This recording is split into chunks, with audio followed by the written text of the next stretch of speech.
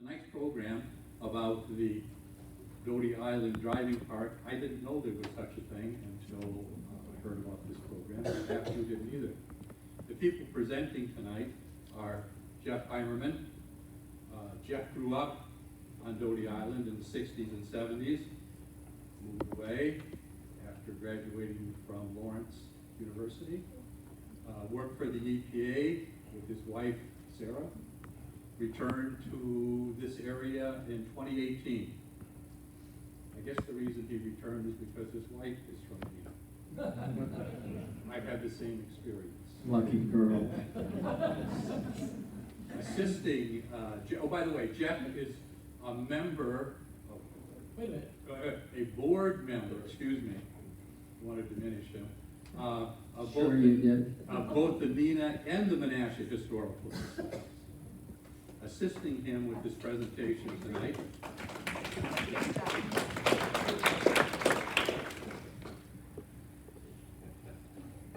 Assisting tonight is Becky, Heidke, Kwiatkowski, who is a board member at the Menasha Historical Society. I know you will all enjoy this program. Take it away, guys. Well, thank you very much. And thank you all for coming out in that nasty weather. Hope you can make it home.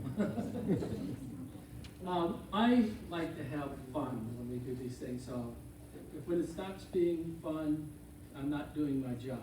So, all right? There's a lot of interesting things. I want to start off before Becky takes over and just point you to the board up here. You'll see a lot of this by way of marking different newspaper articles. Is ABC, Optical Post-Gazette, S&P, Saturday Evening Press, NDT, New England Daily Times, NT, Neenah Times, MR, Menasha Record, Oshkosh Northwestern, and GBPG, Green Bay Press Gazette. So that covers most of the articles that I clipped from those on newspapers.com. There's a binder over there. It's probably got over 100 articles. This whole venture started in around 1868, before Neenah or Menasha was a city, and a lot of interesting things happened along the way, some good, some bad. So I think at this point I should just... You can just take a seat, Jeff. There I go. Just teasing. Once I'm just again, teasing. it's like having another wife. It's really not that bad, I promise. I promise. I just wanted to again welcome everybody, just like Jeff and Jim have, to our presentation tonight. I wasn't planning originally on helping Jeff with this presentation, but he's a hard guy to say no to.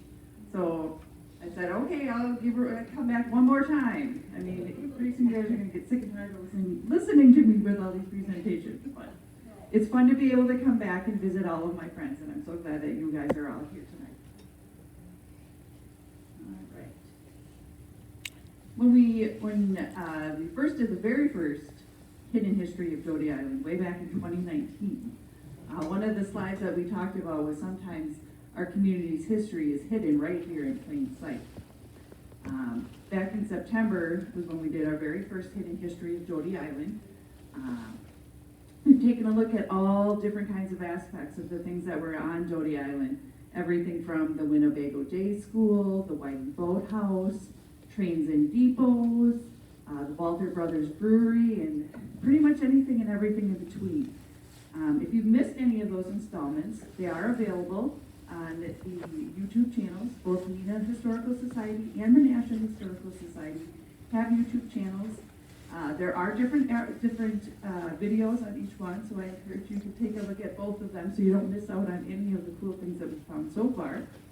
And then here at the Neenah Library, they also have DVD copies of the Hidden History one. So if you're don't want to try the internet, don't want to try the YouTube, they actually have the DVD copies as well that you can check out. Back in October of 2019, we did Hidden History Part 2, and in that we briefly touched on the Doty Island Driving Park. And Jeff had just started doing some of the research on it, and he was scheduled to present And then I guess his son decided to get married, and Jane had to take over for him. So this is like Jeff's do-over kind of thing, where we get to go a little bit deeper into the driving park and some of the people that are behind the park. All right. Jeff and I were at the Menasha Historical Society on Monday, and we found this really cool map. This little treasure is a map of the town of Doty Island, or as it says here in the corner, the plan for the town of Island. The date on it is 1857. If you look kind of towards the middle here, excuse my map skills, we have the avenue runs across the top, so which we all know as Nicolay or Nicollet Boulevard. And then we have Menasha to the north, Neenah to the south. And one of the cool things about this is it kind of lays out what they were kind of thinking about for where we wanted to have different things. You can't really see it very well, and I'm going to probably keep this up. But here they wanted to have a steamboat landing. So if you were coming from the south or north on your steamboat, you could stop here on Doty Island. They had originally plotted this out to have a railroad depot here, which we know didn't end up there. There's a lot of other cool little things. There's a big hard copy of this map at the Menasha Historical Society in the Memorial Building. You want to check that out sometime. And then you can also see not a lot of development originally planned for that space.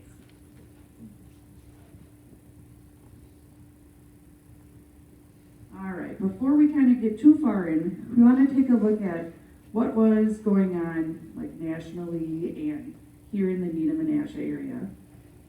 The Doty Island Driving Park, as Jeff briefly mentioned, it starts around the 1870s to about the early 1900s. In that time, we did not have things like the internet. We did not have television. So their forms of entertainment would be when the circus would come to town.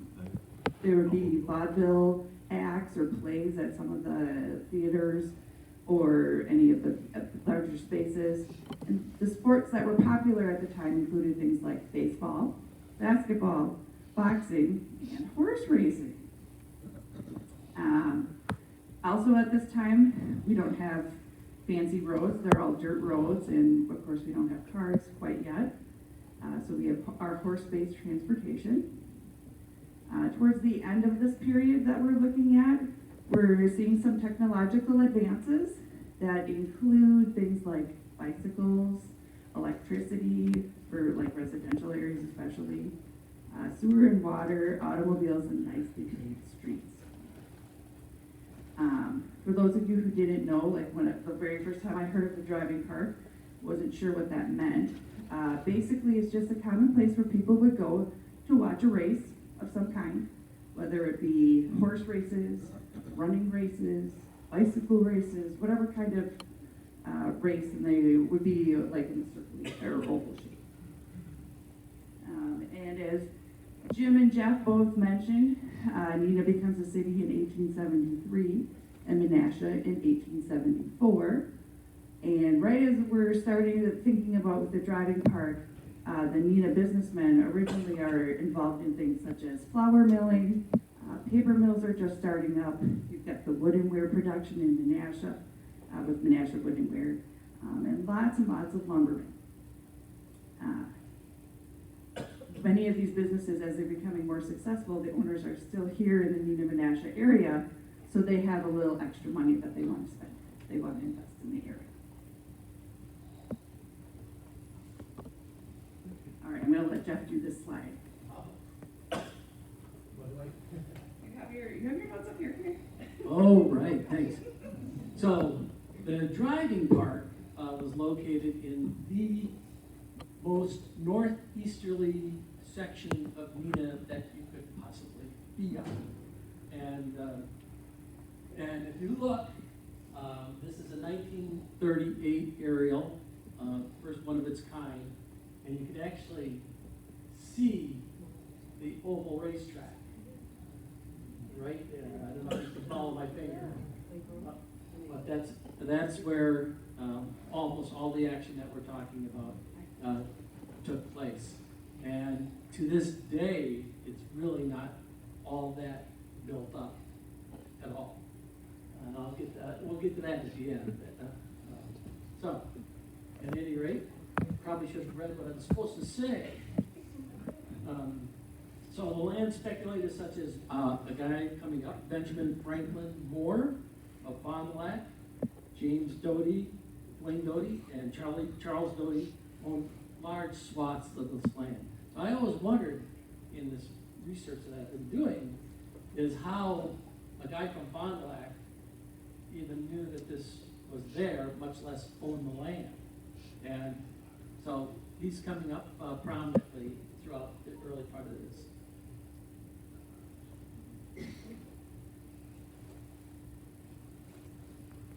All right. Here he is. This is Benjamin Franklin Moore of Fond du Lac. In 1868, before Menasha becomes incorporated as a city, there's a bunch of Menasha men who formed this, what was known as the Menasha Driving Park Association. And in the news article that's way over there, you can see some of the names of the individuals who were on this list. The purpose of this association was to purchase 61 acres of undeveloped land that Benjamin Franklin Moore owned.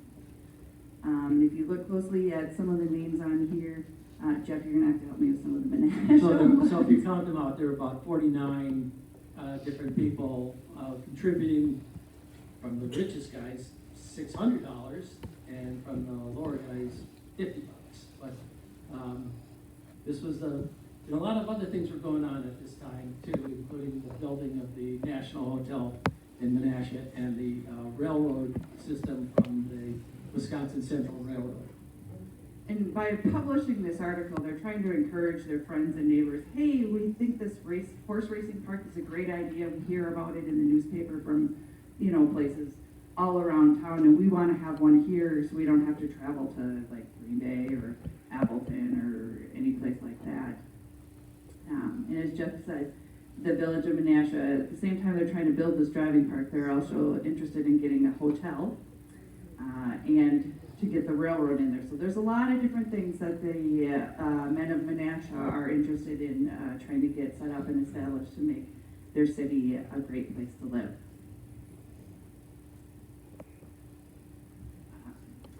And as Jeff said, we had the question, well, how in the world did some guy from Fond du Lac come to know about Menasha? There's no TV, there's nothing really going on. So when we were researching, we came about the answer by taking a look at the history of Winnebago County. And in this book, Frank Morris, he's known, as opposed to Benjamin Franklin Moore, he's an owner of this steamboat that's called the Peytona. The steamboat makes daily trips between Fond du Lac and Menasha, and many times as the owner, Frank decides, hey, I'm going to go take a trip and go visit and see what's going on. And then he also, as long as he's up, seeing what's up in Menasha, he's also talking to the individuals there, getting to know some of the guys. And then he starts hearing about, this really nice land that's available. Benjamin Franklin Moore is a lumberman and a landowner himself in Fond du Lac, and he thinks, there's all this great land in Menasha, this is something I want to get a part of. And when we were looking at photos and paintings, we came across this one. And for those of you who are a little familiar with the history of Menasha, this is a painting that depicts when Elisha D. Smith and his wife Julia are coming to Menasha for the very first time, and they're on this little sailboat here. And they are who become the founders, or not the founders, they're the ones that really started investing in the Menasha Wood and Ware Company. So this is depicting their trip, the end of their trip from out east in Rhode Island to settle in Menasha.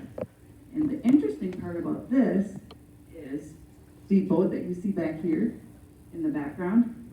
This is the Peytona, owned by Benjamin Franklin Moore. have a representation of both Mr. Smith and Benjamin Franklin Moore. And I think we debated whether that is the council tree or an image. Right, the one that's over on that side. Maybe, maybe not, maybe a little bit of artistic. The list on the other slide, they talk about some of the prominent businessmen of Menasha. Jeff went ahead and found a whole bunch of photos of some of these guys. Some of them we've done some cemetery walk information on, a couple of them. So the top row, left-hand side, a guy named E.L. Matheson was a big deal, Point. right? And then we've got Curtis Reed, O.J. Hall, which is the first mayor of Menasha, and it's Henry Hewitt Sr., and a young Elijah B. Smith. And then, so along the bottom, their name, J.F. Jocelyn, Abel Keyes, Henry Hewitt Jr., R.M. Scott, speaking of the National Hotel, he was one of the guys who put up all the money for it, and S.S. Roby, who was a guy who seemed to have a lot of meetings at his place. But it was really, getting this, getting pictures of people is so hard in this business of going back into history. So. Especially we're in the early 1900s, late 1800s. So to have this many of them, I thought was pretty impressive. This short little article talks about the newspaper editor at the time is trying to drum up support from their readers. They're saying that in the article, the positive aspects of the driving park getting established at Doty Island, they'll make the cities are up and coming, and they'll be able to support the driving park and some of the other adventures, and it's really something that the citizens really need to get behind. These two articles talk about a general push by the people in both Neenah and Menasha to buy those 60 acres of land and make sure we get this deal done. The 60-acre tract lies on the shoreline of Lake Winnebago, like we saw in the maps. Originally, the article suggested that Neenah and Menasha band together to buy the land for the park, and then the grounds could be used for any outdoor large engagements or activities. It ends by saying that the article was typeset before the last. We have learned from the original article, the Menasha citizens were the ones who subscribed to the stock originally for this first go around to do the purchase. And the Menasha driving park happened to be in Neenah. Yes.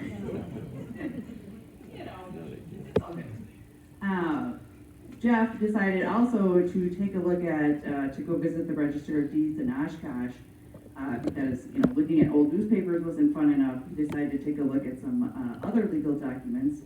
And for those of you who don't know, before working with historical things, I was a bank auditor for like 10 or 11 years. So when he brought me something that said like warranty deed and mortgage, I was like, oh yeah, I know what these things are. Thank God. And I could read through them and understand what was all going on in these documents. So what we found, or what Jeff found, and I helped him interpret, were a couple of documents. The first one we found was the warranty deed, which is a big fancy way of saying in the old days we didn't have a title company to do the search on our tract to make sure we were the sole owner. So we had, as the owner, we had to attest to anybody buying and say, yes, I am the only owner. I own this free and clear. And that was the first document that we found. So the Benjamin Franklin Moore and William Conklin owned the 60-acre tract, and then they signed this warranty deed to the Menasha Driving Park Association saying, yep, we own this free and clear, and we're gonna sell this to you guys. And then Menasha Driving Park goes ahead and does a mortgage back to William Conklin and Benjamin Franklin Moore in September of 1868 for a whopping $6,318 for 60 acres. They had to pay it back within 5 years, with the nice interest rate of 10%. At the time, the mortgage was signed by Curtis Reed and Edward Mathewson as the president and I believe the secretary.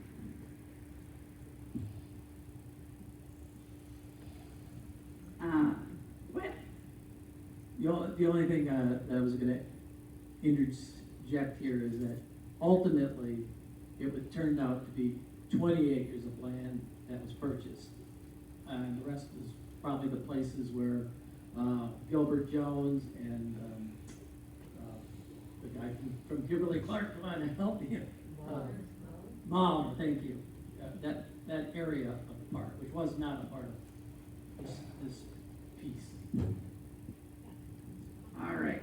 So in 1870, in addition to the driving park, we also are taking a look at the National Hotel. One of the selling points for coming to visit the National Hotel is that they have water that is pure, the site is healthy, the driving park has been secure, so everybody should come up and visit in Neenah and Menasha out on beautiful Doty Island.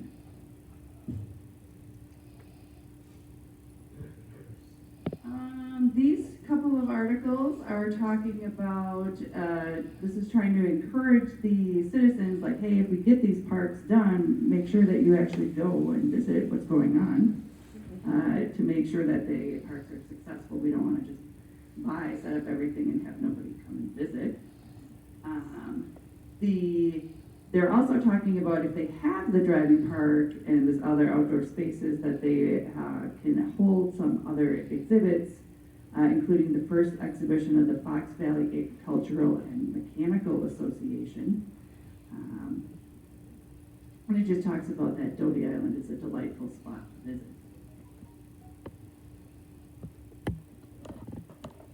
So Menasha Driving Park comes ahead and they have the stock that we had the original owners, but they didn't sell enough of the stock to meet the state requirements. Because the businessmen in Menasha were trying to do the National Hotel, they're trying to do the railroad, they didn't quite have enough people to get enough of the stock sold. So the Menasha Driving Park is in a little bit of trouble at this point.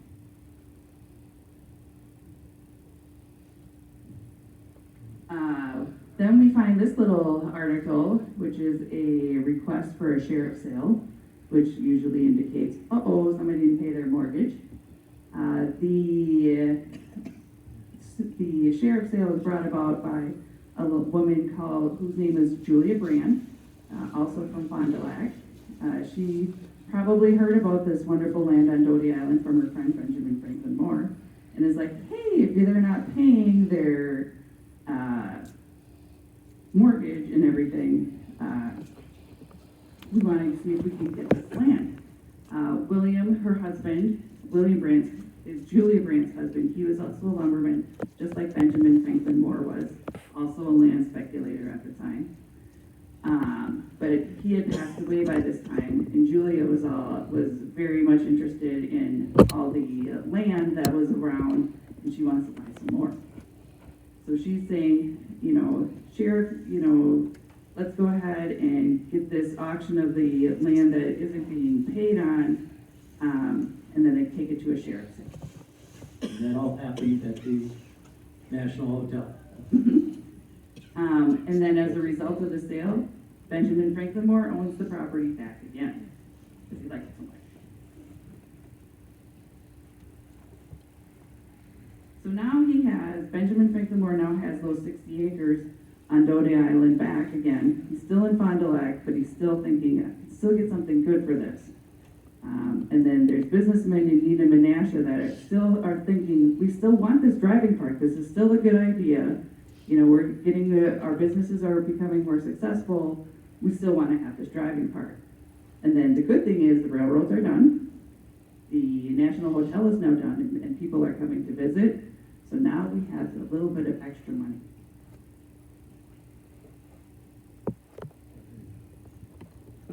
So now we come back to this photo, or painting, I'm sorry. The painting is just a depiction of what the new driving park looks like. In this photo, or painting, I'm sorry, is in the Menasha Public Library. And I'm going to give this back to Jeff. Thank you. Mhm. So this painting was a gentleman named Chaz Beyer. I think he was of Neenah, not 100% positive, but somewhere on the island. And I think this is one of a series of memory sketches that he did, and those are all in the Menasha Library. All right.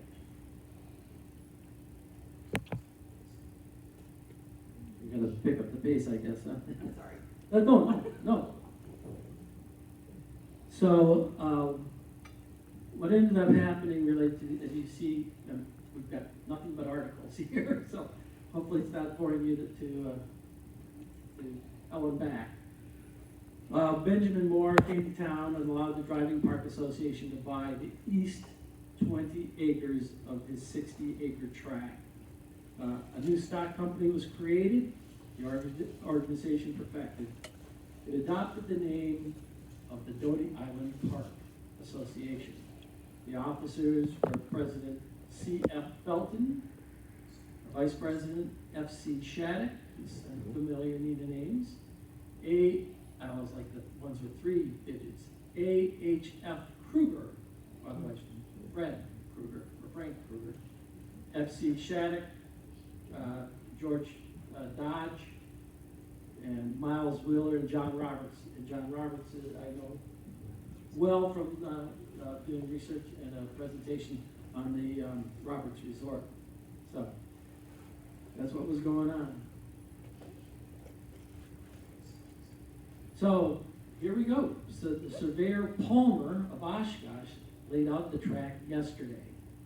It will be ready for the fall races. Soon it will be enclosed by a high board fence, and the track will be graded to first-class style. Also that summer, the avenue was constructed east to west, dividing Doty Island into the villages of Neenah and Menasha. The driving park is accessed by the avenue. So again, the furthermost north, new officers were elected for the ensuing season, and we're going back, and it's P.B. Lawson is now president, vice president, Miles Wheeler, Kruger, the board of directors, Alex McGinty, and a few others were part of that, Neenah and Menasha. I think the whole reason this started to work was because Neenah and Menasha gentlemen came together as a team.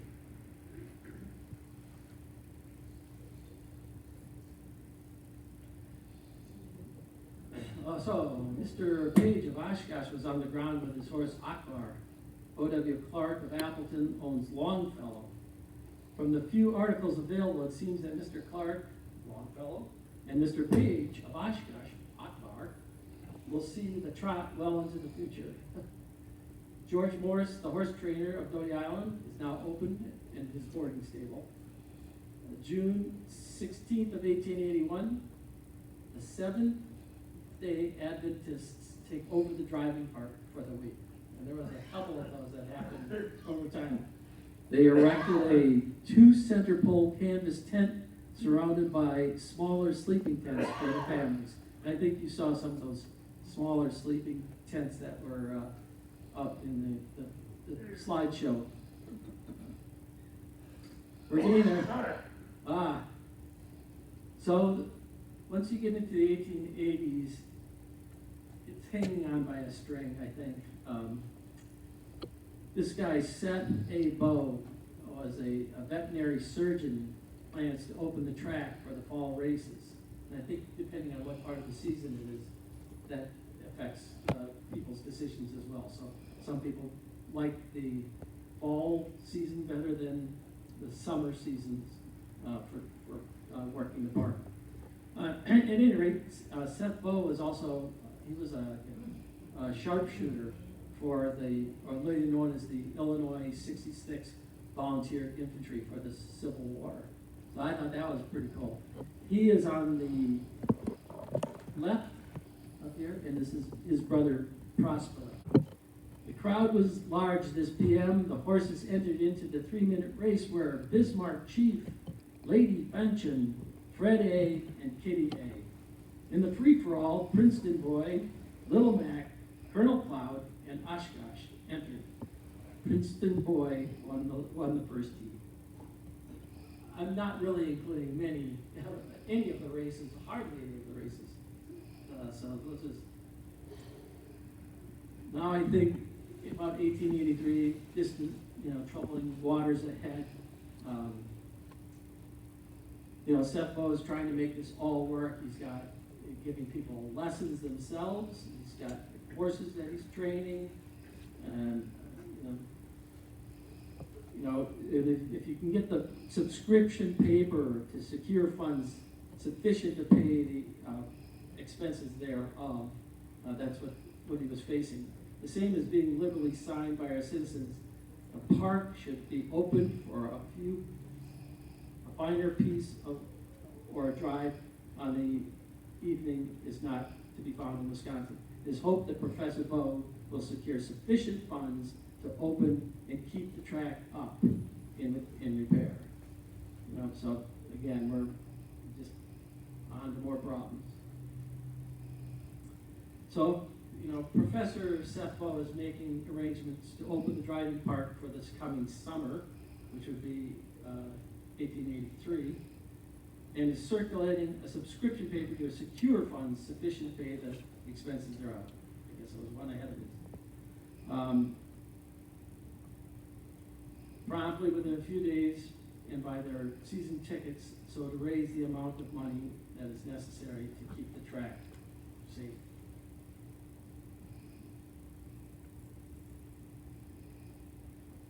And he goes on a little later, I shall not open the track, as the rent has to be paid before anything can be done on the track. No one will be allowed to drive without a ticket, which will admit yourself and your family at all times. Seth Bo says, I can be found at the Union House.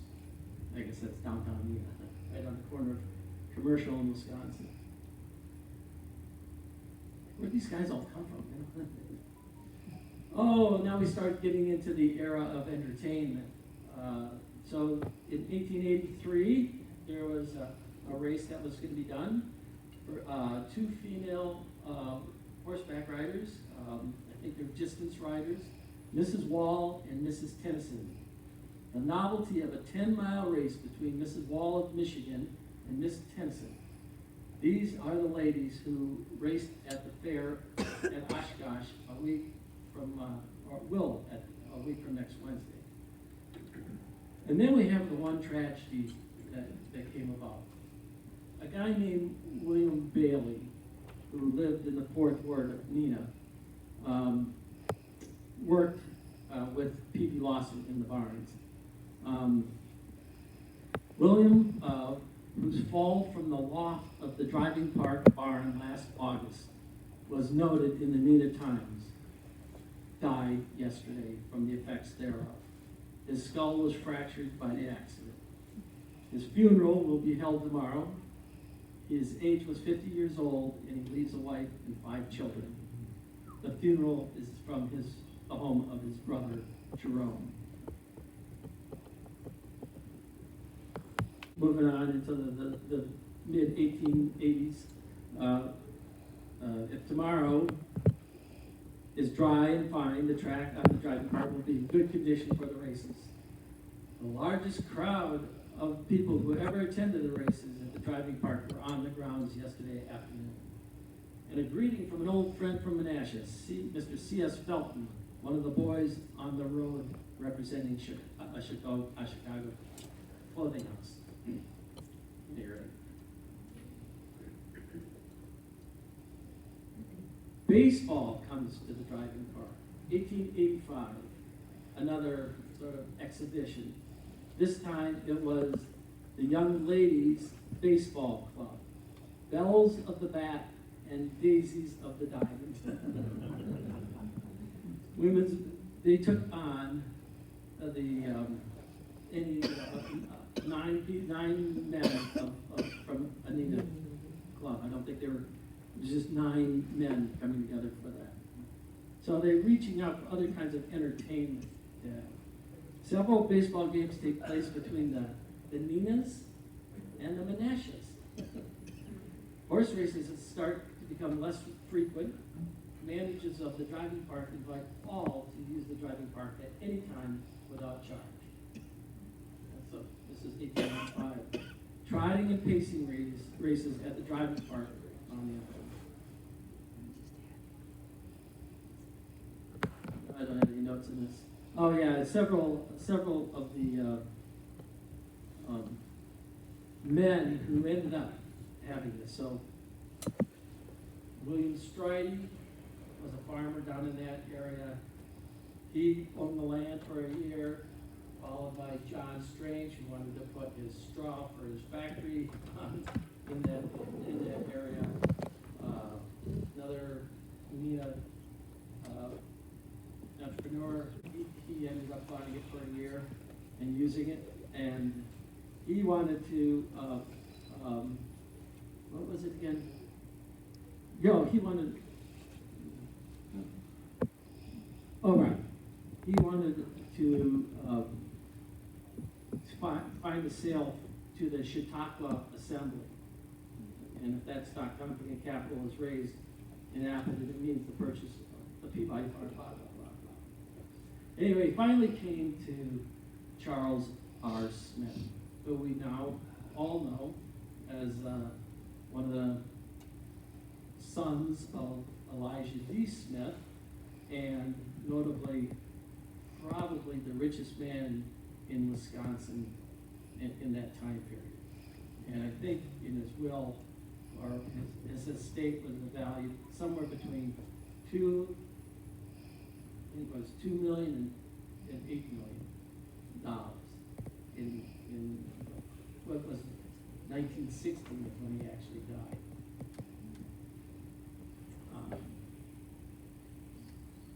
We're almost done. So that's what I was looking for before. Forgot to mention that as somebody else, I think Becky did earlier, people wanted foot races as well. So Lawrence University, and I know that the Neenah and the Menasha high schools would run foot races at this driving park. And more of the 1 to 2 week camp meetings, like the Seventh-day Adventists, use the land by permission. I know that at least Charles Smith allowed that to happen. And again, Sam Cook wanted to make it a Chautauqua Assembly meeting place. This is the reason why the Doty driving park ended. Charles R. Smith bought the land in 1900. Charles R. Smith died in 1960. Maury Smith, Sr., not the guy in the back of the room,